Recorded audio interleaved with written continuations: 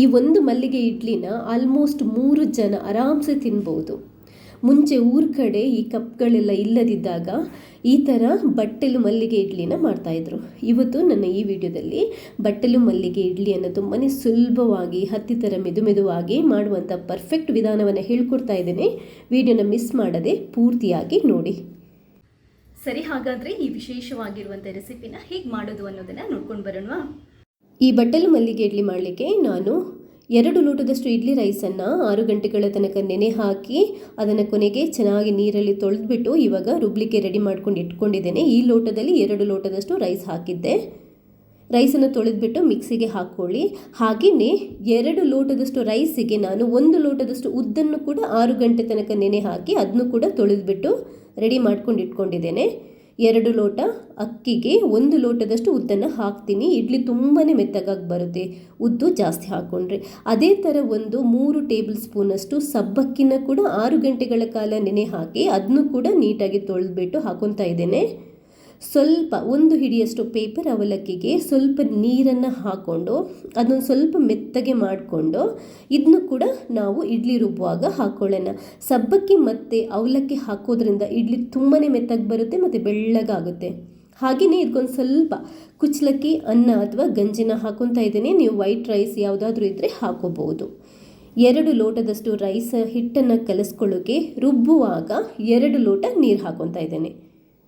ಯಾವ ಲೋಟದಲ್ಲಿ ರೈಸ್ ತಗೊಂಡಿದ್ದೇನೆ ಅದೇ ಲೋಟದಲ್ಲಿ 2 ಲೋಟ ನೀರು ಹಾಕಿ ಈ ಹದಕ್ಕೆ ಗ್ರೈಂಡ್ ಮಾಡ್ಕೊಂಡಿದ್ದೇನೆ. ಉದ್ದು ಮತ್ತು ಅಕ್ಕಿನ ಒಟ್ಟಿಗೆ ರುಬ್ಕೊಂಡು ರೆಡಿ ಮಾಡ್ಕೊಂಡಿದ್ದೇನೆ. ಹಿಟ್ಟು ತುಂಬ ಸಾಫ್ಟ್ ಆಗಬಾರ್ದು, ಸ್ವಲ್ಪ ತರಿ ಇದ್ದರೆ ಒಳ್ಳೆಯದು. ಇವಾಗ ಒಂದು ನೀಟಾಗಿರುವಂಥ ಪಾತ್ರೆ, ಚೆನ್ನಾಗಿ ಒಣಗಿರಬೇಕು, ಕ್ಲೀನ್ ಇರಬೇಕು. ಅದಕ್ಕೆ ಈ ಹಿಟ್ಟನ್ನು ಹಾಕ್ಕೊಳ್ಳಿ. ನೋಡಿ, ಹಿಟ್ಟು ದಪ್ಪನೇ ಬಂದಿದೆ. ನಾನು 2 ಲೋಟ ರೈಸ್ 1 ಲೋಟ ಉದ್ದು ಹಾಕಿದ್ದಕ್ಕೆ 2 ಲೋಟ ನೀರು ಹಾಕಿ ಗ್ರೈಂಡ್ ಮಾಡಿದ್ರು ಈ ಹದಕ್ಕೆ ಬಂದಿದೆ ನೋಡಿ. ಇವಾಗ ನಾವು ಇದಕ್ಕೆ ಮತ್ತೆ 1 ಲೋಟದಷ್ಟು ನೀರನ್ನು ಹಾಕಿ ಕಲಿಸ್ಕೋಬೇಕು. ಯಾಕಂತಂದರೆ ಹಿಟ್ಟು ಇಷ್ಟು ದಪ್ಪ ಇರಬಾರ್ದು, ಒಂದು ಸ್ವಲ್ಪ ತೆಳ್ಳಗಿರಬೇಕು. ಹಾಗಂತ ತುಂಬ ತೆಳ್ಳಗೆ ಕೂಡ ಅಲ್ಲ. ಟೋಟಲಾಗಿ 3 ಲೋಟದಷ್ಟು ಹಾಕಿದಲ್ವ ನಾವು. 1 ಲೋಟ ಉದ್ದು, 2 ಲೋಟ ರೈಸ್, ಹಾಗೆ ಇದಕ್ಕೆ 3 ಲೋಟದಷ್ಟು ಟೋಟಲ್ ನೀರು. ಗ್ರೈಂಡ್ ಮಾಡುವಾಗ 2 ಲೋಟ, ಇವಾಗ 1 ಲೋಟ. ಕರೆಕ್ಟಾಗಿ ಮಿಕ್ಸ್ ಮಾಡ್ಕೊಳ್ಳಿ, ಕೈಯಲ್ಲೇ ಮಿಕ್ಸ್ ಮಾಡ್ಕೊಳ್ಳಿ. ಕೈ ಬೆಚ್ಚಗಿರೋದ್ರಿಂದ ನಿಮಗೆ ಹಿಟ್ಟು ಉಬ್ಬಿ ಬರಲಿಕ್ಕೆ ತುಂಬಾ ಚೆನ್ನಾಗಾಗುತ್ತೆ. ಅದಾದ ನಂತರ ಇದನ್ನು ನೀಟಾಗಿ ಒಂದು ತಟ್ಟೆಯಿಂದ ಮುಚ್ಚಳದಿಂದ ಮುಚ್ಚಿಟ್ಬಿಟ್ಟು ಯಾವುದಾದ್ರೂ ಒಂದು ದಪ್ಪ ಬಟ್ಟೆ ಇದ್ದರೆ ಅದರಲ್ಲಿ ಏನು ಮಾಡಬೇಕು ಅಂತಂದರೆ ನೀವು ಈ ಪಾತ್ರೆನ ಕ್ಲೋಸ್ ಮಾಡಿ ಇಡಬೇಕು. ಈ ಥರ ನೋಡಿ ಕವರ್ ಮಾಡಿ. ಇದು ಯಾಕೆಂತಂದರೆ ಹಿಟ್ಟಿನ ಪಾತ್ರೆ ಬೆಚ್ಚಗಿರುತ್ತೆ. ಹಿಟ್ಟಿನ ಪಾತ್ರೆ ಎಷ್ಟು ಬೆಚ್ಚಗಿರುತ್ತೋ ಅಷ್ಟು ಚೆನ್ನಾಗಿ ಹಿಟ್ಟು ಉಬ್ಬಿ ಬರುತ್ತೆ. ಮಿನಿಮಮ್ ಚಳಿ ಟೈಮಲ್ಲಿ ಮಿನಿಮಮ್ 10 ರಿಂದ 12 ಗಂಟೆ ಇಡಬೇಕು.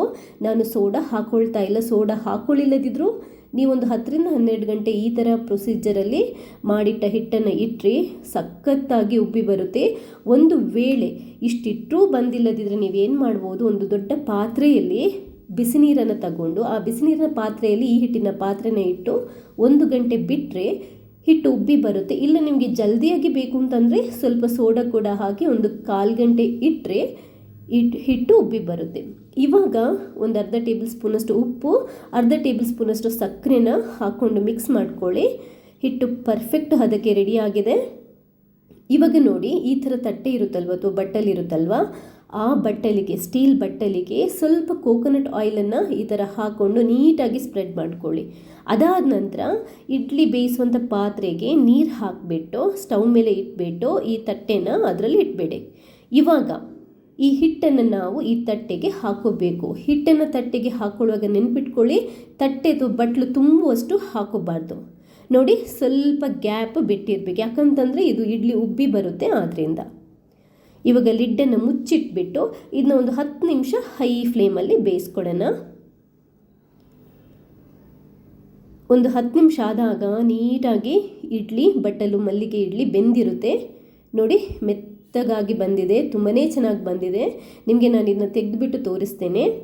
ನೀವು ಒಂದ್ಸರಿ ಇದನ್ನ ತೆಗೆದಾದ ನಂತರ ಪಾತ್ರೆಯನ್ನು ಒಂದು ತಣ್ಣೀರು ಬಟ್ಟೆ ಅಂದರೆ ಒದ್ದೆ ಬಟ್ಟೆಯಲ್ಲಿ ಈ ಥರ ಇಟ್ಬಿಟ್ಟು ಕವರ್ ಮಾಡಿ ಬಿಡಬೇಕು. ಮೇಲ್ಗಡೆಯಿಂದಲ್ಲ, ಕೆಳಗಡೆಯಿಂದ ಮತ್ತು ಸುತ್ತಲಿಂದ. ಯಾಕಂತಂದರೆ ಸ್ವಲ್ಪ ತಣ್ಣಗಾದರೆ ನಮಗೆ ಎಬ್ಬಿಸೋಕೆ ನೀಟಾಗಿ ಬರುತ್ತೆ. ಅದಾದ ನಂತರ ಸೈಡಿಗೆ ಈ ಥರ ಬಿಡಿಸ್ಕೊಂಡು ತಟ್ಟೆನ ಸ್ವಲ್ಪ ಬಡಿದ್ಕೊಂಡು ನೋಡಿ ಇಡ್ಲಿನ ನಾನು ಎಬ್ಬಿಸ್ತಾ ಇದ್ದೇನೆ. ನೋಡಿ ಎಷ್ಟು ನೀಟಾಗಿ, ಎಷ್ಟು ಪರ್ಫೆಕ್ಟಾಗಿ ಇಡ್ಲಿ ಬಂದಿದೆ ಅಂತ ನಿಮಗೆ ಗೊತ್ತಾಗುತ್ತೆ. ಕೇಕ್ ಥರ ಬಂದಿದೆ ನೋಡಿ. ಇದು ತುಂಬಾ ಚೆನ್ನಾಗಿ ಬಟ್ಟಲು ಮಲ್ಲಿಗೆ ಇಡ್ಲಿ ರೆಡಿ ಆಗಿದೆ.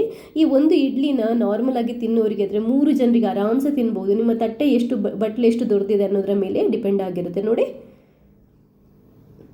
ಎಷ್ಟು ಮೆತ್ತಗಾಗಿದೆ, ಎಷ್ಟು ಸಾಫ್ಟ್ ಆಗಿದೆ ಅಂತ ನಿಮಗೆ ಈ ಹದ ನೋಡಿದರೆ ಗೊತ್ತಾಗುತ್ತೆ. ನಾನೇನು ಅದರ ಬಗ್ಗೆ ಜಾಸ್ತಿ ಎಕ್ಸ್ಪ್ಲೇನ್ ಮಾಡೋ ಅವಶ್ಯಕತೆ ಇಲ್ಲ. ಪರ್ಫೆಕ್ಟಾಗಿ ಬಂದಿದೆ. ನಾನು ಕಟ್ ಮಾಡಿ ತೋರಿಸ್ತೀನಿ ನೋಡಿ, ಸೂಪರಾಗಿ ಬಂದಿದೆ. ಇದನ್ನ ನೀವು ಯಾವುದಾದ್ರೂ ಇಡ್ಲಿ ಸಾಂಬಾರ್ ಜೊತೆನೋ ಚಟ್ನಿ ಜೊತೆನೋ ಅಥವಾ even non veg gravy chicken ಸಾರೆಲ್ಲ ಇರುತ್ತಲ್ಲ ಅದರ ಜೊತೆ ತುಂಬಾ ಚೆನ್ನಾಗಿರುತ್ತೆ, ಸಖತ್ತಾಗಿರುತ್ತೆ. ಮಾಡೋದಕ್ಕೆ ತುಂಬಾ ಈಸಿ. ಒಂದು ಸರಿ ನೀವು 1-2 ಸರಿ ಈ ಥರ ಬೇಯಿಸ್ಕೊಂಡ್ರೆ ಆಲ್ಮೋಸ್ಟ್ ಒಂದು 5-6 ಜನ ಆರಾಮ್ಸೆ ಬ್ರೇಕ್ಫಾಸ್ಟ್ ಮಾಡ್ಬೋದು. ಈ ರೆಸಿಪಿ ಇಷ್ಟ ಆದರೆ ವಿಡಿಯೋನ ಲೈಕ್ ಮಾಡಿ, ಹಾಗೆಯೇ ಬೇರೆಯವರಿಗೆ ಶೇರ್ ಮಾಡಿ ಕೂಡ. ಥ್ಯಾಂಕ್ಸ್ ಎಲ್ರಿಗೂ.